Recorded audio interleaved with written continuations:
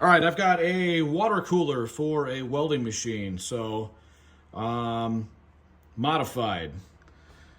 So when you open up your water cooler, usually it's going to look like this. And then what we did was I've got a 12-volt power supply plugged in the wall. The 12-volt power supply comes in. On Amazon, it gives you a little plug like this so you can put your positive, negative. Then what I did is I drilled a hole on the front of the machine so I can put a switch. So the switch turns on, it glows LED, the green, and then the green tells you it's on. That is for the fan. So the switch, you've got 4 wires on there. You've got a diagram that comes with it. It tells you positive, negative. It tells you which ones go to the fan. I bought some extra wires on Amazon, and then some caps, some cap nuts. You squeeze these on, or compression caps, and then that positive, negative goes to the fan. Let me back this out a little bit. So that's kind of what's going on. Another thing I upgraded was a strainer. A lot of these small water cooling machines don't come with a particulate strainer. It's a very fine mesh. It's going to grab the large stuff. It won't grab the big or the small stuff, but it'll grab kind of the chunkier materials if there's something that, flown out of the radiator during the manufacturing process. Maybe there's metal in there. It's going to catch all that crap. Let me turn it on. I've got a little hose over here. I don't have the plug. I don't have the welding machine plugged up or plugged in. So this is just a loop that goes from hot to cold. The crappy fan that came with this was just a metal fan. It didn't push a lot of air. So what I bought is a 10-inch fan.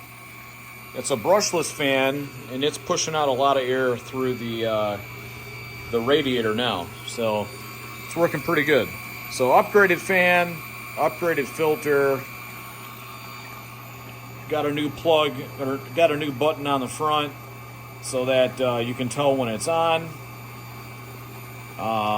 You can see the flow is going on right now. A little bit too much, actually, because it doesn't have any resistance going through a torch line on the welding machine.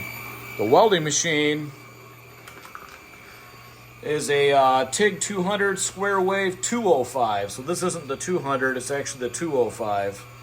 I've got the lines over there just kind of dripping into a pan so I don't get that stuff on the floor because the coolant is very sticky. And then back to the cooler. I'm not going to do a 30-minute video on how I wired it up. You guys can do some research. All it is just positive, negative through a button, and then powers the fan. This I just cut.